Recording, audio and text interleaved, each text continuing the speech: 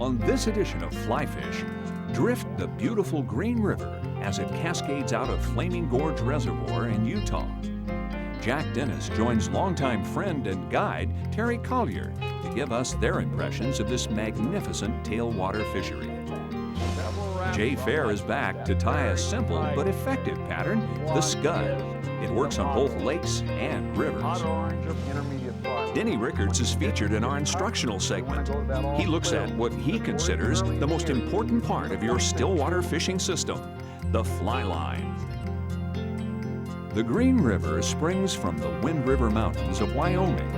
It runs into Flaming Gorge Reservoir and then pours, cool and clear, from the base of the dam. Cold, consistent water flows and enlightened management have created one of the greatest tailwater trout fisheries in the world. Rainbows, browns, and cutthroat trout are plentiful here and average 16 to 19 inches. Estimates of fish per river mile exceed 15,000. The result of such abundance has been a growing popularity in the fishery. There's great access both by foot and by boat on the first 7 miles. Below the upper stretch, most fishing is done by drifters. Hey Terry, it's been a while since we fished together, hasn't it? Yeah, it's been 4 or 5 years since you've been down fishing with me. You know, things have changed a little bit here. It's April, and there's as many cars in that parking lot as there was in the middle of the summertime. You've seen a lot of changes in 16 years on this river.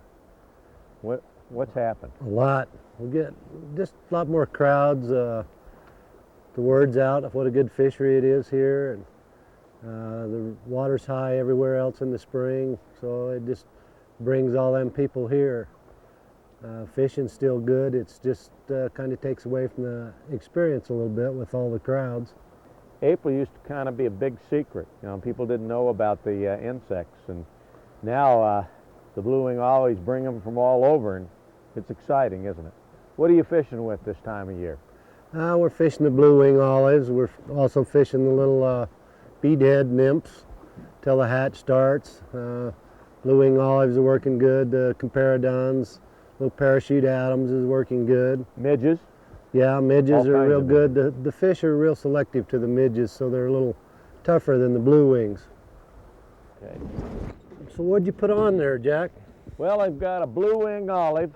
Despite the need to reminisce, Jack, even after having fly fished everywhere for everything, has to turn his attention to the fish below. Midge, a little suspended And midge. are there ever Just fish the below? white wing above It the seems like water. every place there Little should be a immersion fish, jack. there is one. Behind every rock, in every pool, and around every corner. This time, yeah, there's one right there, but Real that's close. a small fish. He's slapping at it. Oh, there, okay, there's some noses up there. That's what I love about this river. There's so much activity in April when so many places are still full of snowpack and cold. This river really is almost like an oasis, isn't it? Yeah, and you would think with all the traffic that it'd put the fish down, but it don't. They just You think they've just gotten used to boats? just move out of the way of the boat, and then boats over them, and they're right back where they started from. Oh, I missed you. That was a pretty take, wasn't it? One of the best days I recall with you was the day that we fished the caddis down there. And you stomped on the caddis, got them to go right in the surface film, and we got 50 fish that afternoon along the bank by their lunch, and everybody else had gone downstream. We had everybody waiting on us at Yeah, dark. that's the day. That's the one. It was so much of a pleasure in this fish because he rose 3 times before the fly got to him, and then it just right in his rhythm.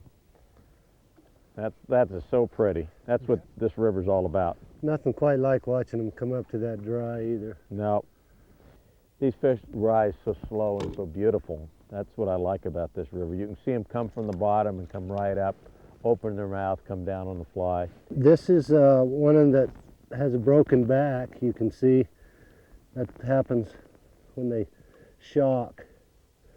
Our biologist here, Steve Brayton, says that only happens to about 1%. Do you worry about whirling disease on this river? We worry about a lot. It could be very devastating for our businesses here. Our fish biologist says that we have a clean bill of health again for another year anyway. Yeah. So But you must worry because people come from all over to fish this river, and they're the prime carriers, drift boats and people's wading shoes. of the spore, Right. yeah. One special river. Sank and he turned around and took it. That was pretty good. He didn't take it the first time though.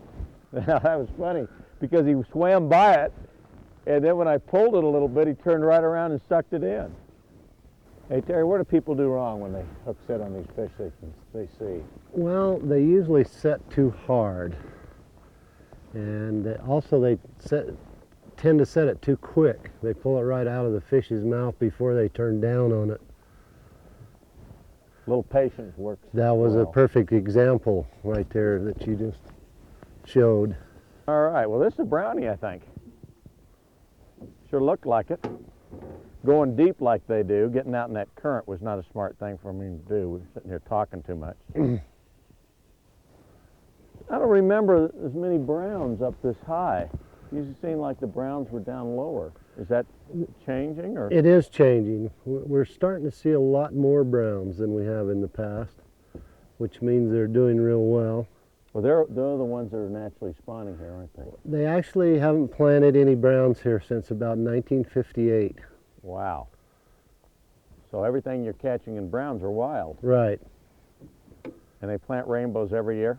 They plant rainbows, and they also have a cutthroat program going. That's a respectable brownie. Boy, look at the size of the spots on him. He's beautiful. Really pretty fish. Look Look at at the big size of the black spots. And the samurai warrior strikes again. That's a pretty healthy fish for this time of year.